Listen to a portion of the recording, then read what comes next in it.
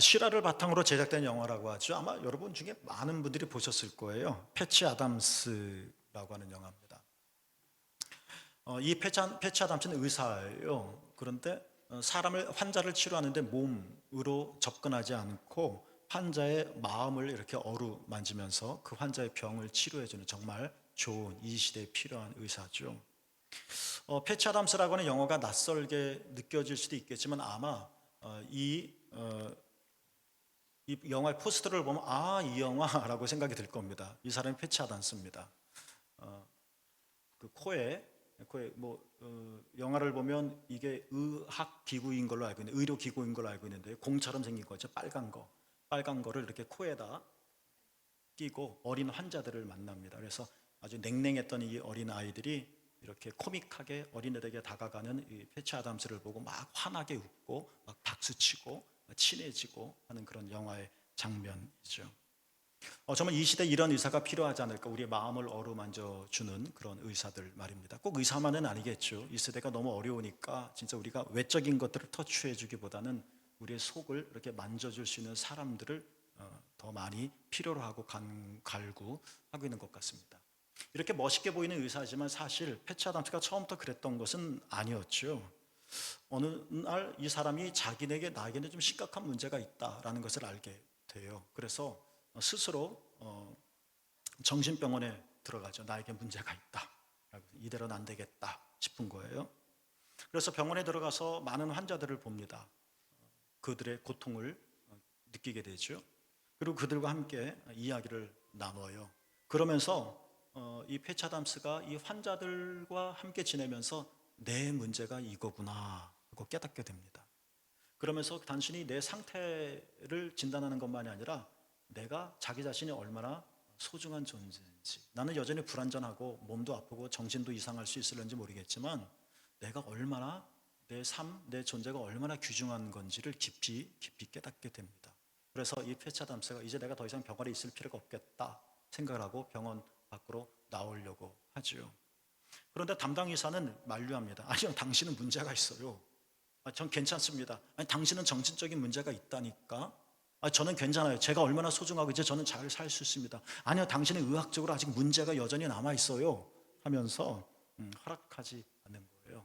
그때 패치 아담스가 이 영화 속에서 했었던 유명한 대사가 하나 나오는데 이런 말을 합니다. 이 패치 아담스가 의사에게 한 말이에요. 나는 내 허락이 필요 없어. 난 내 자신이 그렇게 하도록 날 허락했으니까. 이런 말을 합니다. 아무런 평범한 말인 것 같은데요. 그리고 당연히 맞는 말이라고 생각을 하죠. 근데 이 패치 아담스의 이 말이 이 영화의 핵심 아닌 핵심인 것 같은데요. 나는 내 허락이 필요 없어. 마구잡이로 살자는 이야기는 아니고요. 품격 없이 예의 없이 살자는 이야기는 더더군다나 아닌 거고요. 어쩜 우리 곰곰이 생각해 보면 나는 꼭 누구 타인의 허락을 받아야 살아가는 존재의 모습을 보일 때가 굉장히 많이 있어요. 나는 내가 나한테 허락했기 때문에 나가는 게 아니야. 나는 내가 허락했기 때문에 나가는 거야. 라는 말입니다. 이 말이 아직도 좀 이해가 안 된다면 오재훈이라고 하는 목사님이 계세요. 이 사람이 목회 상담가이고 또 대학 교수이기도 하죠. 오래전에 이분이 쓴 책을 읽었는데요. 자기사랑 노트라는 책이에요. 좋은 책이에요. 재밌었어요. 외국 사람들이 쓴 책을 읽어보면 좀 문화와 상황에 달라서 좀 공감하지 못하는 좀 낯설게 다가온 내용들도 케이스들도 많은데 우리나라 사람들이 쓴 책에는 이런 부분이 좋은 것 같아요. 같은 문화, 같은 나라니까 맞아. 긍정하는 부분이 많이 있어요. 근데 이 책도 그런 경우예요. 근데 이 오재훈 교수가 그 책에서 이 패치 아담스의 영화를 소개하면서 이런 말을 했어요. 세상에는 자신의 행동을 일일이 허락받도록 길들여진 사람들이 많다. 아니, 내가 언제 다른 사람 말 듣고 살았나요? 라고 생각할 수 있겠죠. 나는 내가 결정해요 라고 말할 수도 있겠죠. 맞아요. 우리는 내 삶을 내가 결정해요. 우리는 로봇가 아니니까. 내가 100의 행동을 하면 100의 행동이 다 누구의 지시에 따라 움직이는 것은 아니에요. 내가 결정하는 거죠. 그러나 또 한번 깊이 생각해 보면 나의 그러한 결정이 내 안에서 우러나오는 것이 아니라 다른 사람 또는 다른 어떤 주어진 상황에 영향을 받아서 그렇게 결정할 수밖에 없던 경우들은 있지 않았을까요? 이런 생각을 한번 해보는 거예요. 어떤 문제나 어떤 상황이 찾아오면 이 오재영 교수가 말하기를 사람들이 대체로 이렇다는 거예요. 저항하지 못하더라. 그래서 마치 그 문제나 그 상황이 나는 사실 원하지 않는데 나에게 낯선 손님처럼 불쑥 찾아올 때 저항할 용기가 없고 저항할 힘도 없어서 그냥 그 문제가 나의 주인이 되도록 그 상황에 내가 굴복하여 들어가는 걸 이게 쉬우니까 저항하기엔 에너지가 많이 필요하고 시간도 필요하니까 스스로 그 밑으로 들어가는 거죠. 우리가 이렇게 스스로 문제와 상황 앞에 내 자신을 허락해 버린다. 이런 경우들이 많다라는 거예요. 이거는 뭐 인문학적인 얘기고 아니면 목회 상담에서 하는 많은 이야기지만 성경을 한번 돌아가 보겠습니다. 인문학에서 이렇게 얘기하고 있기 때문에 성경도 말한다라는 것이 아니라 성경이 사실 먼저 말하고 있는데 이게 뭐 성경이 그렇지요 라고 쉽게 우리가 치부해 버릴 것 같아서 제가 이런 이야기를 먼저 소개해 드리는 거예요. 창세기. 우리는 창세기를 읽으면서 하나님을 잘 압니다. 하나님을 알아가죠. 우리의 목표는 하나님을 잘 아는 겁니다. 하나님을 얼만큼 아느냐와 비례해서 우리는 내 자신을 알 수 있습니다. 내가 하나님을 요만큼 알면 나 자신도 요만큼밖에 모릅니다. 내가 하나님을 파란색으로 이해를 하면 그 파란색의 하나님을 통해서 나 자신을 파란색으로 비웁니다만 인식할 수밖에 없죠. 그러니까 우리는 하나님에 대해서 잘 알아야 되고요. 잘 안다는 것이 많이 알아야 될 뿐만 아니라 정확하게 알아야 되는 거죠. 그러니까 하나님을 아는 것과 하나님 앞에선 인간이 어떤 존재인지 아는 것은 똑같은 문제인 거예요. 그러니까 우리는 창세기를 읽으면서 하나님에 대해서 잘 알아갈 뿐만 아니라 하나님이 창조하신 인간도 이렇구나라는 것도 배워가며 내가 그런 존재야 하고 자리 잡아가는 겁니다. 이게 신앙이죠. 하나님께서 인간을 다른 동물과 피조물과는 달리 특별한 언어를 사용하셨죠. 뭐 성경의 언어지만 하나님의 형상대로 우리를 창조하셨다 말씀하세요. 굉장히 중요한 단어죠. 많은 신학자들, 목회자들이 이 부분에 대해서 설교를 하고 신학적으로 풀어가고 있습니다. 이게 창세기 1장 27절에 있는 말씀이에요. 자, 하나님께서 인간을 하나님의 형상대로 창조하시고 나셔서 근데 그 다음 말씀은 우리가 사실 별 관심을 안 가져요. 그러니까 하나님께서 정말 잘 빚으시고 이 빚은 인간을 그냥 관상력으로만 딱 테이블 위에 옮겨 놓으신 것이 아니라 그 다음 말씀이 뭐냐면 그들을 축복하셨다고 하셨습니다. 그 축복의 내용이 뭐냐면 창세기 1장 28절에 보면 다스려라 라는 말씀을 하셨다. 이게 축복이라는 거예요. 물론 근대에 들어와서 서구 사회가 다스려라 하는 하나님의 말씀은 오만하게 해석해서 그때 막 식민지 팽창, 유럽이 식민지 팽창으로 여러 열강들을 다스리던 그런 시대였을 때 그런 자기의 국가적인 행동들을 선거적인 근거를 대서 합리화시키는 성경을 잘못 해석하는 자연을 착취하고 인간이 마음대로 해도 된다 이렇게 오해를 하는 잘못도 범하긴 했습니다만 어쨌든 하나님은 분명히 성경에서 말씀하세요. 너는 하나님의 형상으로 창조되었다. 이 말은 곧 너는 복된 자다. 이 내용은 너희는 다스리게 되었다라는 말입니다. 우리는 다스리는 존재야 하면서 왕처럼 우쭐하게 살라는 의미가 아니라 이게 무슨 말이냐 하면 하나님의 창조하신 모든 세계, 그러니까 예를 들어 유형의 세계, 예를 들어 봅시다. 바위, 나무, 바다, 산, 다 하나님이 창조하신 것이죠. 굉장히 많이 있죠. 이런 유형의 피조물 어떻게 해요? 인간은 다스리게 되어 있다는 겁니다. 그러니까 인간은 무서워서 그 산에게 고개 숙이는 게 아니라는 겁니다. 인간은 한없이 약해져서 나무에게 바위에게 비는 존재가 아니라는 겁니다. 이것은 참된 인간이 아니라는 거예요. 하나님이 원래 창조하신 모습이 아니라는 거예요. 그런데 인간이 다스려야 될 피조 세계가 이렇게 유형의 세계만 있는 것은 아니고요. 무형의 관념과 감정도 있어요. 예를 들면 사랑, 슬픔, 기쁨, 고통. 이거 우리가 만들어 놓은 거 아닙니다. 하나님은 우리 안에 이 세계 안에 있도록 하신 창조물이죠. 그러니까 유형의 세계만 다스릴 뿐만 아니라 사랑도 예를 들어 슬픔도 기쁨도 고통도 두려움도 불안도 이런 등등 평화도 행복도 이런 것도 우리가 어떻게 해요? 다스릴 수 있다는 겁니다. 왜요? 다스려라 라고 말씀하셨으니까. 여러분 부정적인 감정들이 있잖아요. 이게 다 나쁜 것만은 아닙니다. 우리 불안을 느끼죠? 불안 자체가 죄는 아닙니다, 여러분. 불안은 때때로는 하나님께서 우리에게 너희가 지금 과중한 걸 하고 있다 라고 알려주신, 너 계속 이렇게 하다간 큰일 나 라고 알려주신 하나님의 사인. 닐 앤더슨이라는 사람이 그런 얘기를 해요. 우울, 이게 꼭 나쁜 것만은 아니에요. 정도가 지나치면 문제가 되겠지만 이게 꼭 죄가 아니에요. 그것은 너가 지금 원하지 않는 일을 하고 있는 거야. 내가 지금 합당하지 않은 일을 하고 있다는 것을 우리에게 알려주는 하나님이 보내주신 신호라는 거예요. 그러니까 이런 감정들을 무조건 이건 나 죄졌네, 왜 내게 이런 마음이 생기지, 왜 내게 자꾸 이런 감정이 들지 하고 이거를 자꾸 제껴지고, 이 감정이 우리에게 주는 하나님의 사인들을 우리가 잘 파헤치지 않으면 우리는 계속 브레이크 잡지 않은 가속 페달만 보는 자동차가 언젠가 사고 나듯이 우리의 삶은 그렇게 망가지게 되어 있는 거예요. 그러니까 그거를 잘 면밀히 살펴봐야 되는 거예요. 그런 의미에서 다스리라는 거예요. 이런 감정들은 조금도 갖지 마, 다스려야 되잖아, 그런 게 아니라는 거예요. 자, 그런데 이게 창세기 1장 2장 이야기인데요, 3장에 보면 인간이 타락을 하죠. 성경의 표현입니다.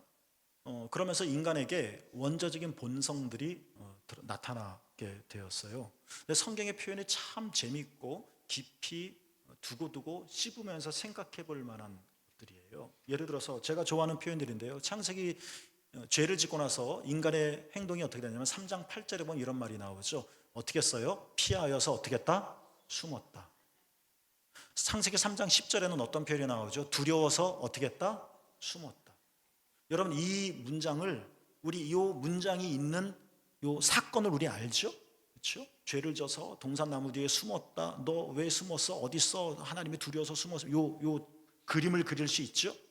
근데 그 장면만 생각하지 말고, 그 아담이 그 행동하게 놓고 그 상황만 그리지 말고 우리 인간 보편적인 삶을 한번 확대해서 한번 생각해 보세요.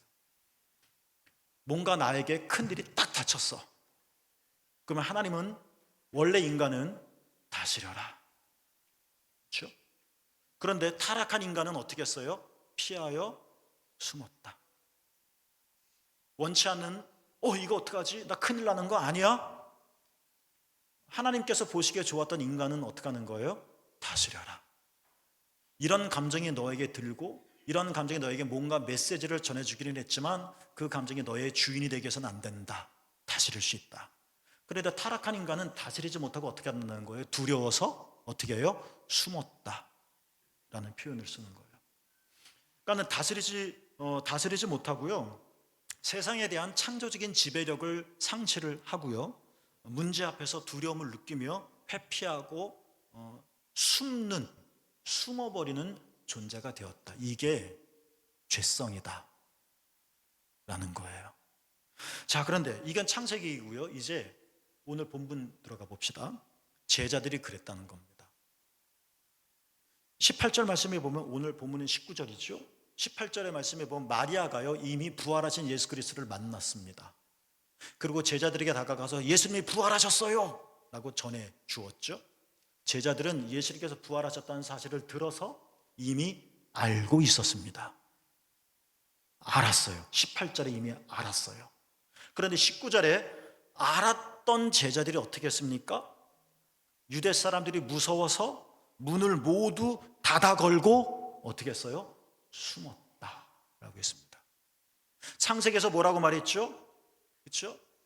피하여 숨었다. 두려워서 숨었다. 동산 전체가 아담과 하와가 뛰놀 땅이에요. 동산 전체가 하나님께서 그들에게 맡긴 삶의 자리예요. 그런데 숨었다. 한 구퉁이에 들어갔다. 오늘 제자들도 똑같은 거죠. 이 표현이 너무 좋은 거예요. 우리의 삶을 정확하게 얘기해 주고 있는 것 같아요. 은유적으로 무서워서 문을 모두 닫아 걸었다. 여러분, 제자들은 그러고 싶지 않았어요.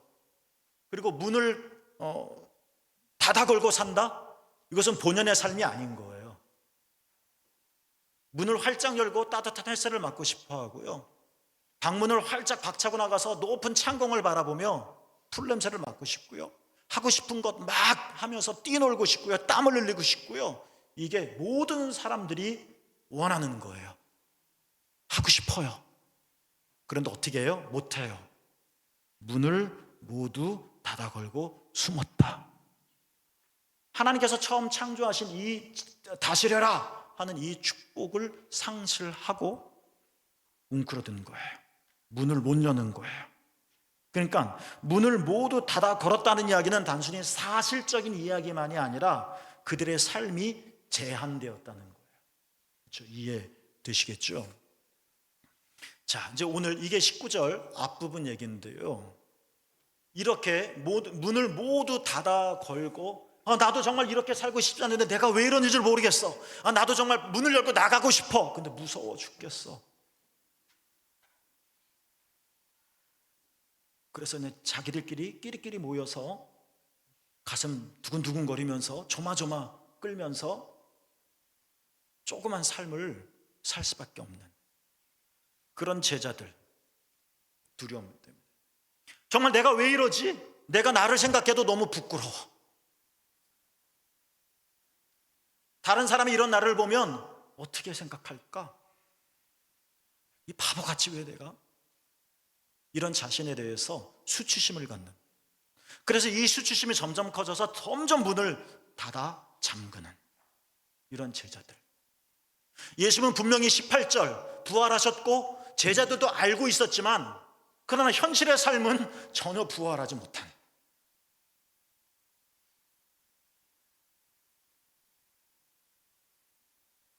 부활은 교리가 아니에요. 예수님이 부활하셨다는 것은 성서적인 명제가 아니에요. 예수 그리스도께서 부활하셨다는 것을 믿는다는 것은 부활절 예배를 드리는 게 아니에요. 부활의 삶을 사는 거예요. 물론 그 삶이 그냥 시온의 대로가 열리듯이 근심 걱정 없는 평온한 그런 거는 아니에요. 유대인들이 있어요. 겁나요. 그러나 부활했다는 것을 믿는다는 것은, 예수님이 부활하셨습니다라는 것을 믿는 것은 어이쿠 하고 깜짝 놀라기는 하지만 부정적인 감정이죠. 그 자체는 죄가 아니라고 그랬죠. 그러나 이 감정을 이겨나가는 거예요. 왜요? 주님이 부활하셨으니까. 그래서 예수님께서 이렇게 두려움과 수치에 떨며 문을 꼭꼭 잠그고 모든 대인관계를 포기하고 모든 삶을 포기하고 날개를 꺾고 살아갈 수밖에 없는 이 제자들, 오늘 본문에 가운데로 오셨다. 예수님은 설명하지 않았어요. 부활이 이런 거다라고 우리를 가르치지 않으셨어요. 너희들 왜 그래 하면서 훈계하지도 않으셨어요. 예수님은 우리 이러한 삶의 현실 한복판으로 오셨어요. 그리고 말씀하세요. 내가 부활했다. 너희에게 평화가 있기를. 여러분, 평화로우시기를 축복합니다. 내가 만들어가는 평화가 아니라 내 손으로 읽어가는 평화. 왜요? 할 수 없죠. 유대는 나보다 힘이 세니까. 내가 약하니까 두려움을 느끼는 거죠. 내가 약하니까 불안을 경험하는 거죠. 그러나 주님이 부활하셨다는 것, 이 믿음이 이 두려움과 수치와 불안을 뛰어넘어. 그래서 잠궜던 방문을 열어 하나님의 은혜의 바다로 마음껏 헤엄치게 하는 것. 무덤은 어둡습니다. 무덤은 갇혀 있습니다. 돌문도 너무 큽니다. 옮길 수가 없습니다. 그러니까 예수 그리스도의 죽음 안에 머물면, 예수 그리스도의 부활의 신앙을 갖지 못한다는 것은 이렇게 무덤 안에 갇히는 것과 똑같다는 겁니다. 시신은 꽁꽁 묵습니다. 나는 움직이고 싶은데, 나도 날개를 펴고 싶은데 겁이 나서, 상처를 받아서, 겁나서, 염려돼서, 이게 내가 원하는 모습은 아닌데 걱정스러워서 날개를 펴지 못하는, 문을 잠그듯. 제자들도 원하지 않았잖아요. 부활신앙은 그 꽁꽁 묶임을 풀어가는 겁니다. 예수 그리스도의 부활을 믿는다는 것은 이 자유로움에 사는 것입니다. 여러분, 예수 그리스도께서 다시 사셨습니다. 이것이 문장이 아니라 우리 안으로 고백되고, 고백되기까지 우리는 수없이 생각하고, 주님 사셨다, 주님 죽음에서 이겨나셨다, 주님 무덤 문을 여셨다. 그래서 순간순간 유대인들이 비웁니다. 유대인들을 공격하고 두려움들이 나를 점령하고 걱정과 불안과 수치가 나를 지배하려고 할 때, 아니다, 주님께서 다시 사셨다, 무덤에는 나를 다시 일으키셨다, 문을 잠그고 있는 나를 자유케 하셨다. 이 반복적인 신앙 고백을 통해서 내재화시키고, 그래서 입이 아니라 마음으로 고백하고 실제로 그러한 부활의 삶을 사는 여러분에게 이 부활의 은총이 있기를 축복합니다. 여러분의 삶의 문을 닫게 만드는 것은 무엇일까요? 나 교회 일하다가 상처받았어, 그럴 수도 있겠고, 신앙이 나에게 너무 무거워, 그럴 수도 있겠고, 삶이 이렇게 힘들지 하면서 걸음이 휘청거릴 수도 있겠고, 아니면 자신 개인의 성격 때문에, 여러 어떤 일들 때문에 어깨에 짐이 너무 무겁게 경험되어질 수도 있겠고, 나는 정말 이렇게 살고 싶지 않은데, 그런데 내게 주어진 다가오는 상황과 그로 인한 감정과 여러 가지 이 관념들 때문에 나도 모르게 당장 어떻게 될까 염려스러워서 문을 꼭 잡아 잠담거든. 그렇게 만드는 여러분에게 있어서 그것은 무엇인가요? 저에게도 있죠.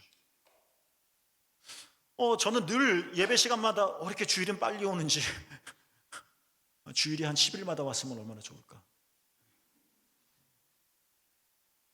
저는 설교할 때마다 늘 걱정스럽습니다. 오늘 설교 잘할까? 믿겨지지 않으신가 본데, 저는 그렇습니다. 오늘도 잘해야 되는데, 늘 저에겐 큰 부담입니다. 매일 하는 건데, 매주 하는 건데. 그러니까 저는 설교자로 살면서도 사실 설교의 은혜를 가장 못 받는 사람일 수도 하겠죠. 이렇게 매 주일마다 나를 조며오고,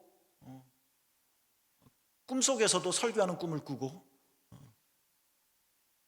어쩌면 이것이 제 삶의 문을 단단하게 만드는 것일 수도 있겠죠.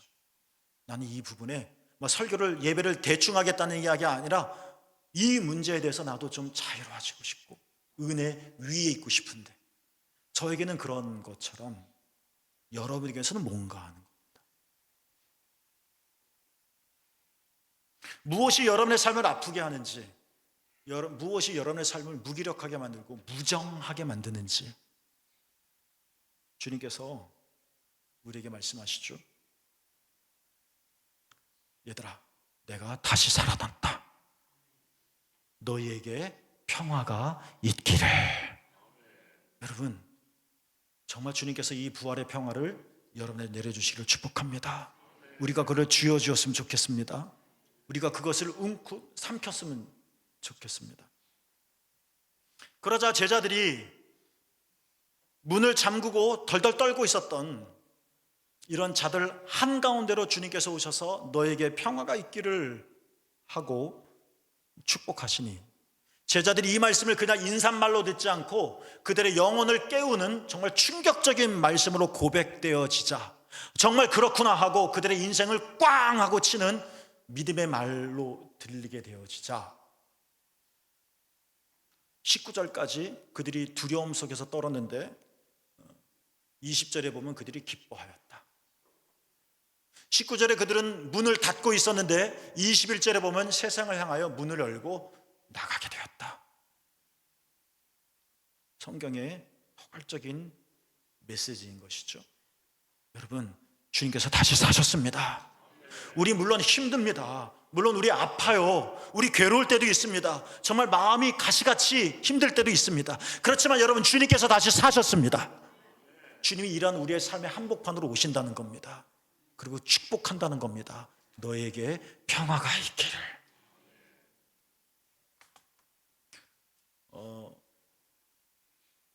니케 지오반이라고 하는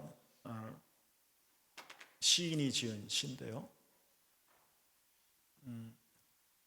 선택이라고 하는 제목의 시입니다. 근데 이 니키라고 하는 사람은 책을 읽어보면 어렸을 때부터 감기에 자주 걸릴 만큼 병약했다고 그래요. 그래서 학교 결석이 잦았다 그러는 거죠. 얼마나 자주 많이 아팠으면 학교도 못 갔을까 생각해 보면 그 정도가 되면 이 시인이 몸 때문에, 건강 때문에 하고 싶은 것도 제대로 할 수 없었던, 굉장히 많았었을 거예요. 그렇죠? 학교만이 아니라. 어쩌면 이 시는 그러한 자신의 평생의 삶을 쭉 관찰하면서 이걸 이렇게 시로 표현한 것 같아요. 시가 조금 긴데 한 소절만 소개해드리면 이렇습니다. 근데 이 시를 저도 성지순례 가서 이렇게 두고두고 읽었는데요, 읽을수록 참 좋고 많은 것들을 생각하게 하고 그 바라보는 시각들을 좀 달리 만드는 것 같아요. 아마 여러분도 잘 음미해 봅시다. 이런 거예요. 내가 원하는 것을 할 수 없다면 내가 해야 할 일은 내가 원하지 않는 일을 하지 않는 것. 잘 읽어보세요. 잘 읽어보시라. 이건 부정적인 의미가 결코 아니에요. 내가 원하는 것을 할 수 없다면, 우리 그럴 때 많죠? 이때 내가 해야 할 일은 내가 원하지 않는 일을 하지 않는 것. 원하는 것을 할 수 있을 때 원하는 것을 하는 일보다 원하는 것을 할 수 없을 때 원하지 않는 것을 하지 않는 것이 훨씬 더 중요하다는 것을 우리에게 깨우쳐주는 겁니다. 우리는 뭔가 해야 된다라고 생각하는데 어쩜 이것보다 더 중요한 것은 내가 해서는 안 될 걸 이 상황에서도 하지 않는 것, 하지 않기로 선택하는 것. 왜요? 원하지 않는 일을 하면 원하는 일을 할 수 없으니까. 그래서 원하는 것을 할 수 없을 때 할 수 있는 최고의 일은 원하지 않는 것을 하지 않는 일이다 라는 겁니다. 말장난 같지만 생각해 볼 게 많은 시 같아요. 여러분이 정말 많이 기도해 주셔서 트리키의 성지순례 행복하게 진짜 잘 다녀왔습니다. 트리키의 성지순례를 준비하면서 제가 제목을 잡기를 아름다운 땅이라고 했는데요, 진짜 그 땅은 아름답더구만요. 지형적으로만 아름다울 뿐만 아니라 진짜 믿음의 선배들이 걸어갔었던 길이니까 사도 바울의 길, 또 베드로의 길, 또 사도 요한의 길, 이렇게 방문하면서 정말 거룩한 땅이었었죠. 우리가 그 믿음의 선배들의 발자취를 따라가면서 거룩하고도 아름다운 길을 걸어갔기 때문에 성지순례는 은혜로웠었던 거겠죠. 성지순례는 은혜로울 수밖에 없는 거겠죠. 그러나 귀국하고 나서 이 자료들을 저도 다시 한번 쭉 정리하면서 이런 생각을 해봅니다. 제가 행복했다고 말을 하지만 행복했죠. 그러나 그 행복했다는 말이 아무 문제가 없었다는 뜻은 아닙니다. 셋째 날부터 우리에게 사고가 터졌습니다. 버스가 고장난 거예요. 갔다 오신 분은 아시겠지만 아주 편안한 넓은 큰 차를 타고 여행을 했다가 차가 고장이 나서 작은 차로 바꿔야 했습니다. 그제서야 우리는 큰 차가 이렇게 좋은 거구나 하는 것을 알게 되었죠. 그런 일도 감사하게도 잘 고쳐서 다시 큰 차로 갈아타기는 했습니다만 아픈 분도 계셨고요.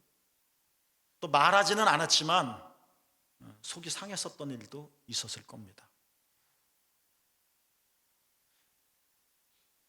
니키 지오바니 씨를 빗대면 원하는 것을 할 수 없었을 때가 분명히 이 기간 중에도 있었다는 겁니다. 우린 큰 차를 타고 싶은데 탈 수가 없게 됐어요. 우린 다 건강하게 걷고 싶은데 그러지 못했어요. 나는 이러고 싶은데 못했어요. 그런데도 트리키의 성지순례가 행복했다고 제가 말할 수 있는 것은 뒤돌아 생각해 보면 원하는 것을 할 수 없었을 때 모든 선교 단원들, 저를 포함한 14명들은 정말 감사한 거죠. 원하는 것을 할 수 없었을 때 그들은 원하지 않는 일은 하지 않았다는 겁니다. 원하는 것을 할 수가 없어서 뭔가 삐죽 튀어나올 때, 뭐 예를 들면 불평을 하거나 화를 내거나 뭐 쓴소리를 하거나, 원하지 않는 일이죠. 이것도 누가 화를 내고 싶겠습니까? 누가 불평하고 싶겠습니까? 그러나 원하는 것을 할 수 없었을 때 이렇게 원하지 않는 일을 우리 단원들은, 순례 단원들은 하지 않았더라. 그래서 정말 은혜롭고 행복한 순례가 되었었던 것은 아닐까. 그러니까 성지 순례는 전에 이스라엘 다닐 때도 그랬습니다만, 옛날에 믿음의 선배들이 다녔었던 그 길을 걷는 것도 성지 순례지만, 성지 순례란 그 길을 걸어가면서 내가 지금 또 성지를 만들어가는 거죠. 그렇죠, 여러분? 그렇습니다. 문을 열고 활짝 열고 밖으로 나가고 싶지만 두려운 거예요. 문을 잠그고 싶은 건 내가 원하는 일이 아닌 거예요. 그러나 제자들은 원하지 않았는데 원하지 않는 일을 한 거예요. 문을 잠가버리는. 슬픔에 짓눌려서, 두려움에 짓눌려서 벌벌 떨고 있는 거 원하지 않는 거예요. 그런데 제자들은 한 거예요. 원하지 않는 일을 한 거예요. 원하지 않는 일을 하지 말았어야 되는데, 오늘 우리는 누구 때문에 상처받았다고 다가가고 싶은데, 이게 진짜 원하는 건데, 원하지 않는 일은 핑 하고 돌아서는 건데, 근데 문을 닫아버리는 거예요. 원하는 것을 할 수 없을 때 우리는 원하지 않는 일을 하는 거예요. 예수님께서 그들 가운데 오셔서 벌벌 떠는 그들에게 너에게 평화가 있기를 이라고 축복하신 그 내용의 의미는 단순히 인사말이 아니라, 내가 원하지 않은 상황에 직면했는데 그때 네가 원하지 않는 것, 문을 닫아버리는 것, 그거 하지 말아라. 내가 너에게 평화를 주노라. 평화를 주노라. 내가 그때 내가 할 수 있는 최고의 일은 두려움에 굴복하지 않는, 원하지 않는 일을 하지 않는. 여러분, 우리 주님이 다시 사셨습니다. 어떤 일이 나를 공격해 오겠지만, 어떤 문제가 나의 앞을 가로막을 수 있겠지만, 무엇이 내 마음을 불편하게 할 수는 있겠지만, 내가 기대하는 것들이 이루어지지 않을 수도 있겠지만, 물론 그 반대로 행복하고 기쁘고 복된 일도 많이 있겠지만, 부활의 삶이란, 예수 그리스도의 부활을 내가 참으로 믿는다는 것은 아무 문제 없이 사는 것이 아니라 그 문제들을 충분히 이겨나갈 수 있는 부활의 주님의 평화를 내가 경험하는 것. 내가 문을 닫고 싶을 때 너에게 평화가 있기를. 내가 주저주저하고 떨고 숨고 싶을 때, 원하지 않는 일을 하려고 할 때 너희에게 평화가 있기를. 여러분, 우리 모두에게, 그리스도 예수의 부활을 믿는 우리 모두에게 하나님께서 정말 한량없는 이 평화를 내려주셨으면 좋겠습니다. 우리가 그 가슴 벅차게 살았으면 좋겠습니다. 주님은 다시 사셨습니다. 주님은 부활하셨습니다. 주님은 무덤문을 여셨습니다. 그 부활의 주님이 그리스도 예수의 부활을 믿는 여러분 모두에게 부활의 평화를 내려주시기를 주님의 이름으로 축복합니다. 기도하겠습니다. 하나님